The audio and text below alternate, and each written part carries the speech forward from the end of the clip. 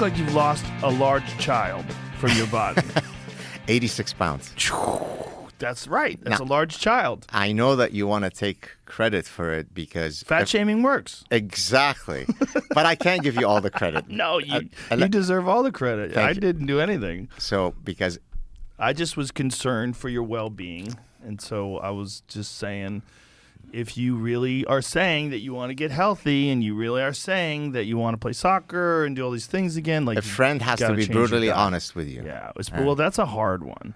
Yeah. That's a hard one because nobody wants to hear they're gaining weight or they've gained weight or that they have to make radical changes to their life. I'm actually at the lowest weight since, I think, 88. That's incredible. I'm size waist 33. How much better do you feel? Phenomenal.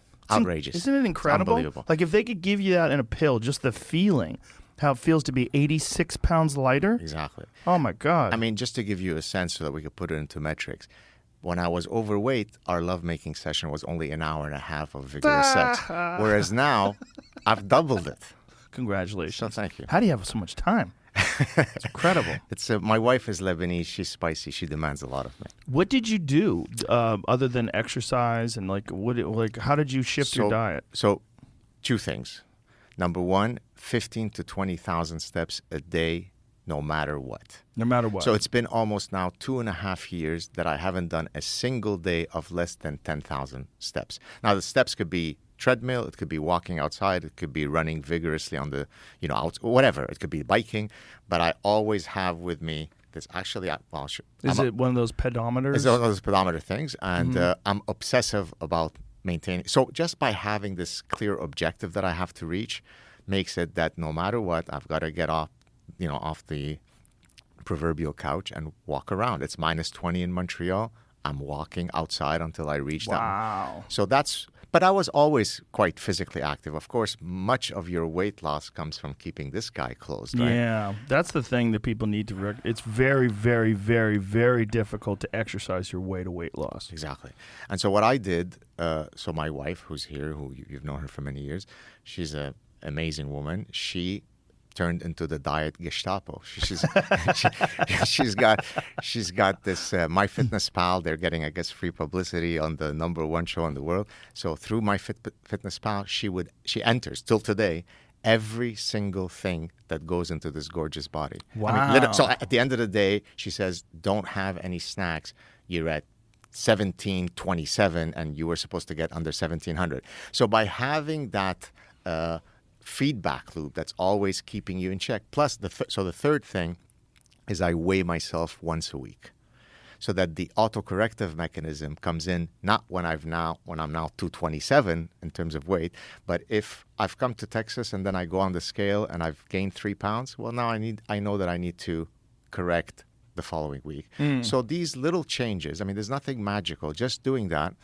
I guess if I can add a fourth thing, I removed the all or nothing mindset. In the past, I mean, the highest weight I reached, Joe, you won't offend me, can you, from knowing me for many years, do you know how heavy I got? I guess you can calculate. Well, if I look at you now, you look like you weigh about 165 pounds, yeah, exactly. Am I right? I'm 170.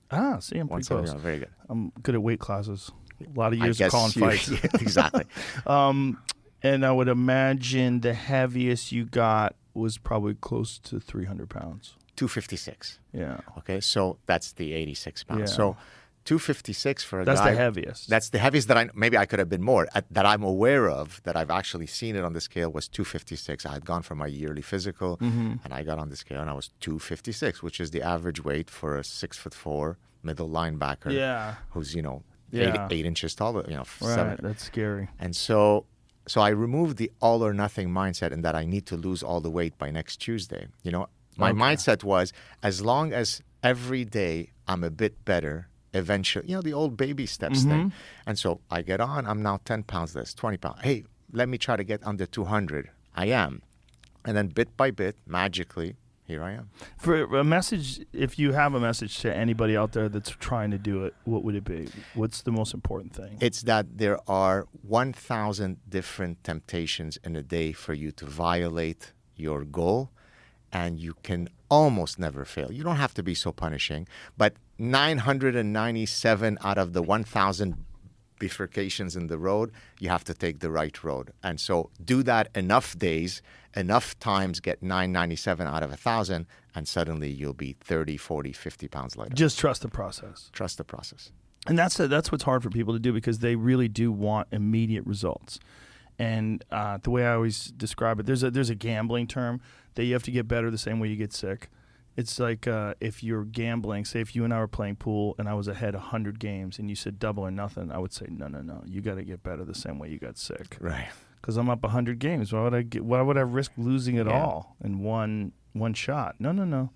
Yeah, and that's how it is with weight loss. You got to get better the same way you got sick, slowly, over time. And it's been now, the usual thing is that you put it back on. I've now had it off for quite a while, so I'd like to think that I'm in my steady state now. But you've become aware now of the value of being thin and healthy, and you've become aware of how good you feel. Yeah. I don't think you're a smart man. You're not going to go back. Exactly. Did you ever have any trouble with your weight? I mean, I've been like 5 pounds overweight before, 10 pounds overweight before. That's it. Yeah, and then I always oh, you fat fuck, and then I lose the weight. Now, is that because of your gluttony? Background? Gluttony. No, not putting on. Why didn't you ever put on more weight? It's not an option. I'm not getting fat. Is it literally a vanity issue? No, it's a health issue. I work out. I do martial arts. Yeah. If I'm fat, I can't work out. Like if I can, I feel it. It's like I put sludge in my engine. Yeah. Like the fattest I ever got, I think I got to like 207 one time. And it's for me, it goes right here. It goes on my sides and in my belly. And if I was eating a lot of pasta, which is just not for me. Whenever I do that, I always feel like shit. And I just overeat, but I work out a lot, so It keeps it in check for the most part. But it can get away from me if I'm stupid, because I still eat like a teenager. I eat as much as I want. Like I eat large amounts of food. But you do mainly the protein stuff, right? Yes, yeah. Mainly I eat meat, but I eat mostly meat and fish and fruit.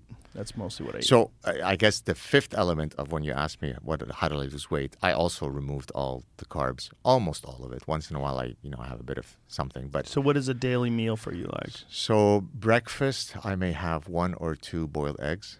Lunch might be, my wife and I go to the Peruvian rotisserie place that we probably go to 4 times in a week, which I'll get a quarter of a chicken with a bit of coleslaw, vinegary coleslaw, not creamy coleslaw. Mm-hmm.